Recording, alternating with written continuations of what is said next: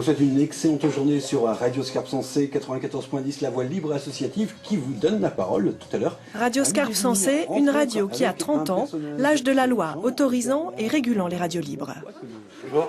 Bonjour. Bonjour. C'est tout? Dans les studios, ce jour-là, une quinzaine de jeunes qui viennent parler de leur projet. On va se mettre en studio. Et puis hop, c'est parti pour 50 minutes. Ici, travaillent 2 salariés à plein temps et 35 bénévoles pour une programmation 7 jours sur 7. Zone d'émission, Arras, Douai, Cambrai et Lens, 20 000 auditeurs par jour. Vous êtes jeune travailleur handicapé et actuellement avec la mission locale de Douai, vous êtes en pleine définition de projet professionnel. Très compliqué. Très compliqué. Qu'est-ce qui était compliqué à l'école pour toi? Je ne peux même pas parler. Si vous donnez la parole aux gens qui n'ont pas l'habitude de parler, il faut leur laisser le temps. On a peut-être une chance parfois d'avoir de l'aisance à l'oralité. Tout le monde ne l'a pas. Il suffit simplement de créer l'espace, de donner le temps et puis de laisser la pensée se construire et avoir le temps nécessaire à l'exprimer, chacun avec ses mots. Donner la parole et du temps, un leitmotiv depuis le début.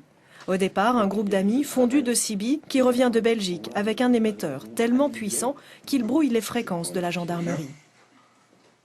À l'époque, la radio elle était dans un garage, tu vois, donc hébergée dans un garage. C'était le tout début, hein, avec un seul micro qu'il fallait se passer de la main à la main. Voilà, c'était de la radio bidouille. Aujourd'hui, tout le matériel est professionnel et les émissions s'écoutent même sur Internet. On a depuis quelque temps le streaming qui permet là d'écouter en direct la radio sur Internet.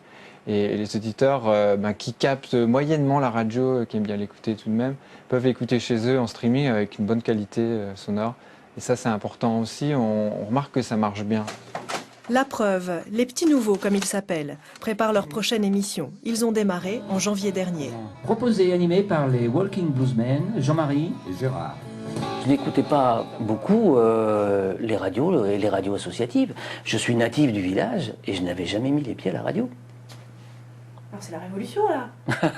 C'est en tout cas une porte qui s'ouvre et je découvre beaucoup de choses que je ne connaissais pas. Généralement, les gens viennent pour se faire plaisir, découvrent ce que peut être la radio, et s'ils sont convaincus par les valeurs portées par ce projet, la loi dit communication sociale de proximité, c'est défini comme ça. S'ils en prennent vraiment conscience de tout ce que ça peut amener, ça devient des militants, forcément. Dans la région, il reste une vingtaine de radios libres et associatives sur 50. 30 ans après, elles ont encore des auditeurs. Leur avenir se dessinera entre passage au numérique et nouvelles habitudes d'écoute.